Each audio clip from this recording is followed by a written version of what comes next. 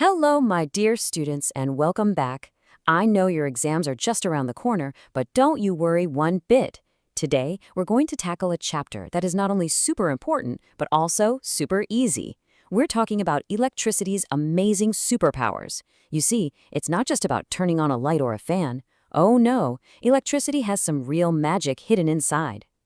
So let's start with a little story from your textbook.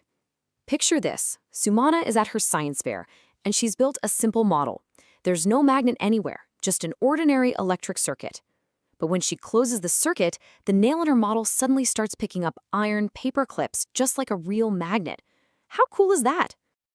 So, this is the big mystery for today. How on earth can a plain old iron nail suddenly get magnetic powers? And that too, with nothing more than a simple battery and a bit of wire? Is it some kind of magic trick, or is it pure science? Well, let's find out together. All right, let's dive straight into electricity's very first superpower, the incredible ability to create magnets just by flowing through a wire. You know, this whole idea was discovered almost by accident by a scientist named Hans Christian Oersted. He was doing an experiment, and he noticed that whenever current was flowing through a wire, the needle of a compass kept nearby would suddenly move. Now, what's a compass needle? It's just a tiny magnet, right?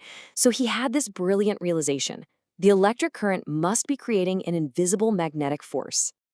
And this, my dear students, is a very, very important definition for your exams. It's called the magnetic effect of electric current. All it means is that whenever an electric current passes through a wire, it creates a magnetic field around it. It's that simple. Where there's current, there's magnetism. And the best part is, you can actually try this yourself. It's so easy. Just take an iron nail and wrap an insulated copper wire around it, nice and tight. Then, connect the two ends of the wire to a simple cell. Now, bring your nail close to some paper clips and just watch the magic unfold. And just like that, your nail turns into a magnet. But here's the important part. It's a temporary magnet. That's why we give it a special name, an electromagnet. It's a magnet that works only when electricity is passing through it. Now, you might be thinking, okay, a nail picking up paper clips is cool, but what's the big deal? Well, have you ever seen those videos on YouTube of giant cranes in scrapyards lifting entire cars? Guess what they're using? Massive, super powerful electromagnets. It's the exact same science, just on a much, much bigger scale. Okay, so making magnets is one awesome superpower, but electricity has another trick up its sleeve. Let's talk about its second superpower, making things hot. I'm sure you've all felt this. When you're charging your phone, the adapter gets a bit warm, right? Or the back of your TV after it's been on for a while. Well, that warmth isn't a problem. It's actually another amazing effect of electric current. You see, when electricity flows, it's not always a smooth ride. Some materials, like this special nichrome wire, put up a big fight. They have high resistance. It's like trying to run through a very crowded market. You bump into people and create a lot of friction and heat. That's exactly what happens here. The wire gets really hot. And that brings us to our next important definition, the heating effect of electric current. It just means that when current flows through a wire, the wire's resistance causes it to heat up. Some wires get a little warm, but others are designed to get very, very hot. And we use this effect in our homes every single day. Your room heater, the electric iron for your school uniform, the immersion rod for hot water, the electric kettle, even a hairdryer. They all work because they have a special high-resistance part inside that gets hot on purpose. So we know electricity can create magnets and it can create heat, but where does this electricity actually come from in things like our TV remotes or our toys? Let's take a peek inside a battery to find out its secret. This is a diagram of a simple Voltaic cell, kind of like the great-grandfather of all batteries.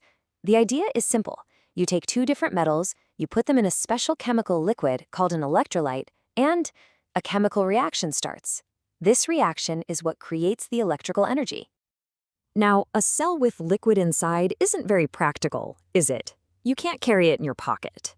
That's why the batteries we use every day are called dry cells. They work on the same principle, but instead of a liquid, they use a moist paste.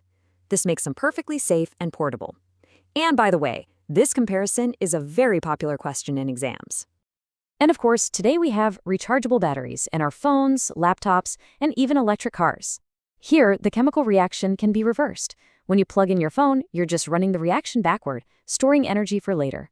This saves us money and is much better for our planet. But do remember, even they get old after a few years. Okay, we've covered quite a bit, haven't we? So, are you feeling ready for your exam? Let's do a super quick revision with a few sample questions to check your knowledge. Don't worry, you'll find them very easy. All right, first question is a fill in the blank. A current-carrying coil behaves like a... what? Take a moment to think. Did you get it? The answer is a magnet. Or, for extra points, you could say an electromagnet. Shabash if you got that right. Next up, a true or false question. A coil becomes an electromagnet only when electric current flows through it. Think about it. Is it a permanent thing or a temporary one? And the answer is true. Absolutely true. You have to remember this. No current, no magnet. It's a temporary effect, and that's what makes it so useful. Okay, last question. Which effective current is used in an electric iron? Your options are A, magnetic effect, B, heating effect, C, both, or D, neither. Think about what an iron does. And the correct answer is, of course, B, heating effect. The whole job of an electric iron is to get hot to press clothes.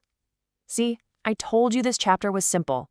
You are all going to do brilliantly. All the very best for your exams.